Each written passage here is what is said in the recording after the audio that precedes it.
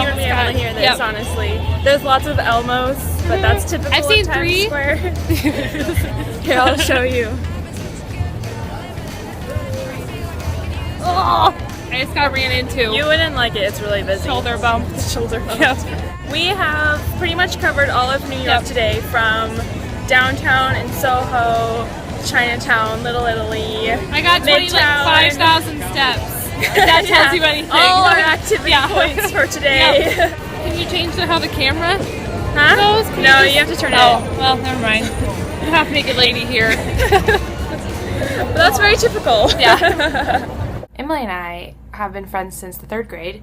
We bonded over our love for American Girl dolls, and we actually formed our very own American Girl doll club. We had maybe 2 other girls in the club, but it was mainly just us, and we would spend our lunchtime in the library drawing American Girl doll clothing designs, and we actually sent them into American Girl and asked them to make them into actual doll clothes, which they politely declined in a letter back to us, but they wrote back, which is cool. We also asked for them to build a American Girl doll place in Seattle because we really wanted to go to the American Girl doll place in New York. In the 3rd grade, we couldn't really raise enough money from our lemonade stands in order to go and buy plane tickets to go to New York. So it was always a dream we had, but we never really could do it until Friday. Emily came down from New Hampshire and spent the day with me in New York City, and we covered the entire city, basically walking the whole time. And we finally got to go to the American Girl doll place on 5th Avenue.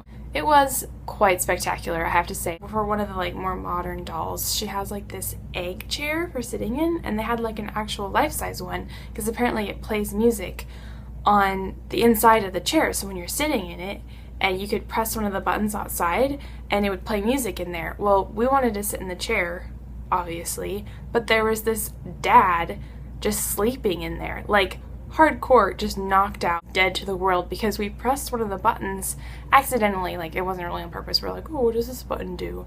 And it started playing music inside of the chair where he was asleep, and he did not budge. We actually wondered for a second if he was dead, but I'm pretty sure he was just sleeping. So anyways, it's good to know 12 years later, Emily and I have accomplished our dream from the 3rd grade. It's just kind of inspiring. Dreams do come true. And it's also kind of inspiring that we've been friends that long. For 12 years, that's a long time. This video comes in 2 parts, like your video, except yours was 3, mine's only 2 because I can't think of that many things to say. I was thinking about what you were saying about regrets in your last video and how you want to start living your life better so that when you get to be an old age, you don't have those regrets.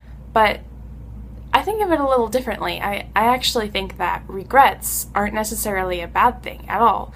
Sure, when you're regretting something, you're you feel kind of bad, you feel bad about yourself. But to me, you can't live and not regret anything ever. Regretting things equals living. And just like living also includes dying. There's always bad things included in living, but you just do it anyways. Unless you get to the end of your life and you think to yourself, wow, I didn't do anything this whole time, which is pretty impossible because how could you live a whole life and never do anything?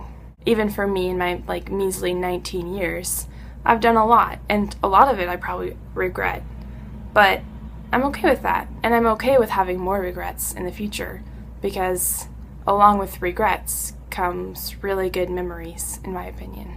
Although I do agree with your part about living better and eating and sleeping and stuff, that's good.